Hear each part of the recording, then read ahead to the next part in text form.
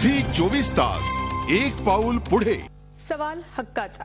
पालिका श्रीमंत असली की नागरिकांना सोयी सुविधाही चांगल्या मिळत असतील असा आपला एक गोड गैरसमज आहे। पण रायगड जिल्ह्यातली सर्वात श्रीमंत म्हणून ओळख असलेल्या खोपोली पालिका मात्र फक्त सांगायला श्रीमंत आहे। कारण पालिका श्रीमंत असूनही पालिका हद्दीतल्या ताकई नगरमध्ये सोयी सुविधांच्या नावाखाली फक्त ठणठणाटच आहे।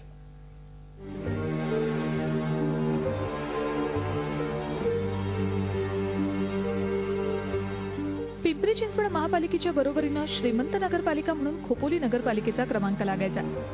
आजही खोपोली नगरपालिका रायगड जिल्ह्यातली सर्वात श्रीमंत नगरपालिका म्हणून मिरवतीये। यंदा तर पालिकेनं 60 कोटींचं बजेटही मंजूर केलं, पण ते कशासाठी आणि कुणासाठी हा प्रश्न निर्माण होतो।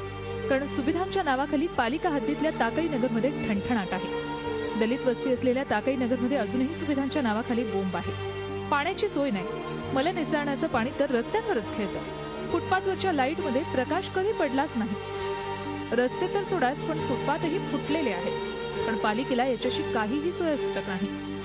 ताकई नगरमध्ये वर्षानुवर्ष दुष्काळ पडलाय असंच वाटतं, कारण पाणी टंचाईचा सामना यांच्या पाचकीलाच पोचलाय। गावासाठी विहीर आहे, पण कोरडी ठाक। बोरिंग आहे, तिला पाणी म्हणजे काय ते माहीतच नाही। पाण्याची पाईपलाईन तर गावानं पाहिलीच नाही, त्यामुळे दूरवरून पाणी आणावं लागतं। गावातल्या महिलांचा वेळ पाणी आणण्यातच निघून जातो। गटाराचं तर गावानं तोंडही पाहिलेलं नाही, त्यामुळे मल निसरणाचं पाणी गावभर पसरलंय। शौचालय म्हणजे सुगंधी कट्टाच, कारण त्यात पाण्याचा पत्ताच नाही। पावसाळ्यात विहिरीला थोडंफार पाणी असतं, पण ते भरायचं म्हणजे जखमी होण्याची तयारी प्रत्येकानं ठेवायची। पण संपूर्ण फुटपाथ फुटलेले, त्यावरून पाण्यानं भरलेले हंडे न्यायचे म्हणजे दिव्य। त्या विहिरीवर जाऊन बघा, जायची सोय नाही। आता पावसाळ्याच्या कसं काय बाहेर जायच्या, आणि विहिरीत पाण्याचा थेंब नाही। सगळ्यांना कोण लक्ष द्यायला तयार नाही, अजिबात नाही, कोणी येतच नाही। हो हो हो म्हणतात। थांबा, अजून तर खूप काही सांगायचंय। कचरा कुंडीच्या नावाखाली ठेवलेल्या कचरा कुंडीकडे पालिकेचे सफाई कामगार कधीच फिरकले नाही। पथदिवे बंदच। 1998ला पालिकेनं समाज मंदिराचं भूमिपूजन केलं, पण तिथे अजून पाया सरकलाय। पालिकेच्या स्थापनेपासून ताकई नगरकडे लक्ष द्यायला पालिकेला वेळच नाही। पालिकेनं 18 कोटींची पाणी योजना राबवायला सुरुवात केली, त्याला आता 3 वर्ष उलटून गेली। पण ही योजना कुणासाठी हाही प्रश्न उरतोच। पाणीच नाही आम्हाला। टँकर तरी येतो का? टँकर 2 दिवसांनी एकदा येतो।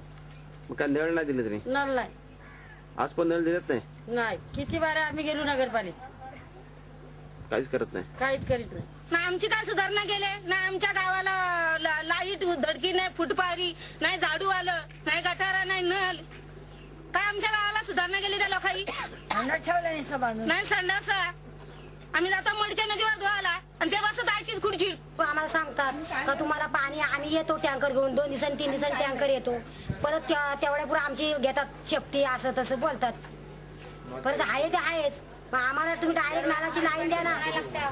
आम्हाला फक्त नालाची लाईन खाली द्या। आमचं मंदिर पण झालं पाहिजे, सगळ्या गोष्टी झाल्या पाहिजे। पाण्याची लाईन होती, ती पाण्याची लाईन पण तुटून पडलेली आहे, तिकडे पण कोण लक्ष देत नाही। मध्ये इथे ज्यांनी फार्म हाऊस बांधले, 4 रूम बांधले, त्यांनी त्यांच्या फार्म हाऊसला आणि पाण्याची लाईन तिकडे ओढून घेतली त्यांनी। आणि दलित वस्तीमध्ये बिलकुल पाणी नाहीये। नगरपालिकेवर महिलांनी आमच्या कितीतरी वेळा मोर्चा नेला, पण त्यांनी कोणीच दखल घेतली नाही। झोपलेल्याला जागा करणं सोपं, पण झोपेचं सोंग घेतलेल्याचं काय करणार। म्हणूनच ताकई नगरच्या नागरिकांनी असे झी हेल्पलाईनला संपर्क साधला, आपली समस्या सांगितली। हेल्पलाईनच्या टीमनेही परिसराची पाहणी केली आणि गाठलं पालिका मुख्याधिकारी सुदाम धुपे यांना। पण हेल्पलाईनची टीम येणार हे कळताच धुपे तर गायब झाले। नगराध्यक्षांचा तर पालिकेत पत्ताच नव्हता। राहते राहिले उपनगराध्यक्ष। हेल्पलाईनच्या टीमनं मग त्यांच्याकडे मोर्चा वळवला। ताकई नगरमधला सुविधांच्या नावाखाली असलेला ठणठणाट त्यांच्यापुढे मांडला। त्यांनी पालिकेची चूक कबूल करण्याचं मोठेपण दाखवलं। ताकई नगरवासियांची गैरसोय तात्काळ थांबवण्यासाठी प्रयत्न केले जातील असं त्यांनी हेल्पलाईनच्या टीमला आश्वासन दिलं। पालिका अभियंत्यांना मूलभूत सुविधांबाबतचं अंदाजपत्रक काढण्याचे त्यांनी आदेश दिले। शिवाय ताकई नगरच्या पाहणीसाठी पालिकेचं एक पथकही पाठवलं। त्या संदर्भात आम्ही तातडीने आता इंजिनियर आम्ही स्वतः जाऊन एकदा सर्व एस्टिमेट तयार करून घेतोय, आणि एस्टिमेट तयार करून घेतल्यानंतर त्वरित जेवढं म्हणजे फास्टमध्ये किंवा 15 दिवसामध्ये किंवा महिन्यामध्ये काम कसं सुरू होईल। म्हणजे एकच काम नाही की सर्वच काम, फुटपाथपासून शौचालय असेल, समाज मंदिर असेल की सर्व, की एकदा सर्व चकाचक करून जायचं की त्या लोकांचा पूर्ण कायमचा प्रश्न एकदा मिटवता येईल। इतकी वर्ष आपल्या न्याय्य हक्कांसाठी भांडणाऱ्या ताकई नगरवासियांकडे लक्ष द्यायला पालिकेला वेळ मिळत नव्हता। हेल्पलाईनची टीम भेटताच उपनगराध्यक्षांनी पावलं उचलली, पण तरीही हेल्पलाईनची टीम एवढ्यावरच थांबणार नाही.